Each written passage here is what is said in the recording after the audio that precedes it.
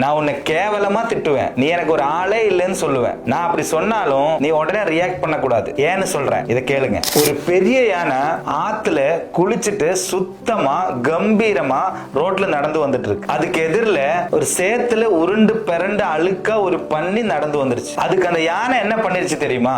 அந்த பன்னிக்கு வழி விட்டு ஓரமா ஒதுங்கி நின்றுச்சு. அதை பார்த்து அந்த பன்னிக்கு ஒரே சந்தோஷம். நேரா போய் ஃப்ரெண்ட்ஸ் கிட்ட, பாத்தீங்களா என்னை பார்த்து அவ்வளவு பெரிய யானை ஒதுங்கி ஓடிருச்சு அப்படின்னு சொல்லிச்சான். இத பார்த்துட்டு இருந்த மத்த யானையெல்லாம் இந்த யானை கிட்ட, நீ இவ்வளவு பெருசா இருக்கிறியே, அந்த அழுக்கு பரண்ட சின்ன பன்னிக்கு பயந்து இப்படி வழி விட்டியே அப்படின்னு கேட்டுச்சான். அதுக்கு அந்த யானை சொன்ன பதில்ல தான் உங்க லைஃபுக்கான சக்சஸ் சீக்ரெட்டே இருக்கு. என்னால ஒரே மெதியில அந்த பன்னியை அடிச்சு காலி பண்ணிட முடியும். ஆனா நான் கோயிலுக்கு போயிட்டு இருக்கிறேன். நான் அதை மிதிச்சாலோ இல்ல அது என் மேல வந்து மோதினாலோ கஷ்டப்பட்டு குளிச்சுட்டு வந்தா என் உடம்பு அழுக்காயிரும். அதோட அழுக்கு என் மேல ஒட்டிக்க நான் விரும்பல, அதனால நான் தள்ளி போயிட்டேன். அதே போல பிசினஸ்லயும் நீங்க மேல வரும்போது உங்களை நெகட்டிவா பேசுறதுக்கும் உங்களை வம்பிழுக்கிறதுக்கும் ஒரு கூட்டம் வரும். ஒன்னு புரிஞ்சுக்கோங்க, ரியாக்ஷன் இஸ் எ டிஸ்ட்ராக்ஷன். நெகட்டிவான ஆளோட மோதாம இருக்கிறது அது உங்களோட பயம் கிடையாது, அது உங்க மெச்சூரிட்டி. So keep going. உங்க சக்சஸ் தான் அவங்களுக்கான